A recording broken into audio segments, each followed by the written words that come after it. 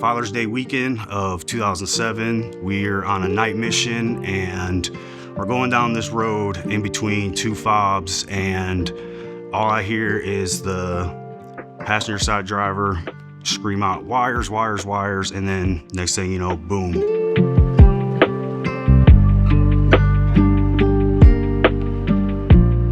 Hey, I'm Brandon. I'm the Public Relations Officer of the Freedom Riders of Indiana, Chapter 1.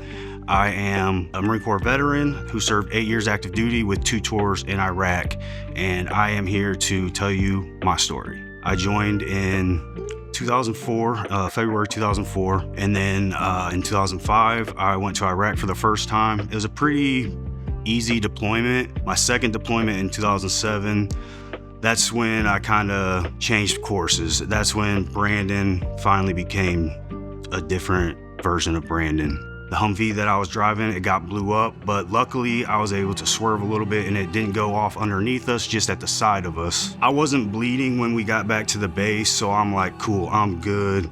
Nothing's wrong with me. I never took into account what a head injury was. Fast forward to 2012, when I got out, I was different than the people in my house now. Like, I was different than the people that I was working with.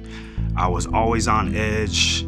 I had to have all control and power over every situation because I was just too different from everyone else. When they came around to hiring the temporaries into full-time, they didn't hire me, but they hired a bunch of other people, and it really upset me because I felt like, man, I just got out of the Marine Corps, 8 years, 2 tours in Iraq, and I can't even get hired into this factory. I went to my ex-wife's house, and my plan was to kill everybody and myself. They weren't home, which I'm very thankful for, because thinking back, wow, life could be so different. So what I did was I got on the internet, and then I found out what the crisis line was, and I called the VA hospital. I talked to a psychiatrist and a psychologist, and at the time, they just felt like I needed medications. I wasn't being seen by the VA at all at the time, so I didn't really know of any of the resources that I had. I was also, at the time, on methamphetamine. When I got out of active duty and the crowd I was hanging out with, that's what they were into, so I just kind of dove right into it, and for a minute, it made me feel like I was Superman. I felt like nothing could stop me, but then I needed it. I needed it every chance I could get it, and nothing was okay if I didn't have it. I was living in a trailer that I bought for $100 that had holes in the floor, and I just took wood and just covered the holes up, and I'm just living in it. Didn't have a refrigerator or nothing, and I was just making meth. And then I got arrested, and I didn't know what vet court was or drug court was at the time. And so I got placed into drug court, and then that was in Noble County. Noble County then started up vet court, and I was fortunate enough to be the first graduate of Noble County's vet court system. Everyone thinks that when you go into vet court, they're trying to put you in prison for the rest of your life, but that is not it. The program is hard, but it ain't that hard. You can do it, and this is how I did it.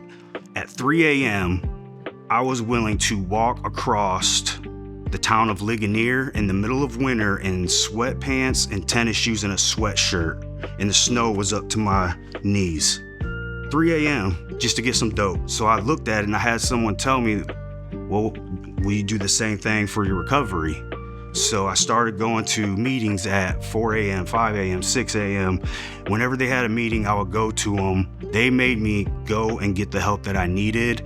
I went to Battle Creek, Michigan, and I did the 22-day PTSD treatment program there.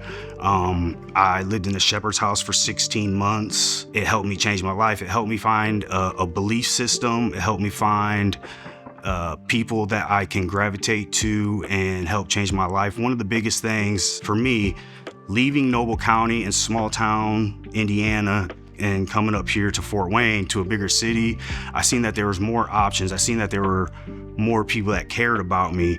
And once I seen that, then I realized that even in my little town, there were people that cared for me. I just didn't see it because I was blind to everyone else trying to help me instead of letting me just do what I wanted to do.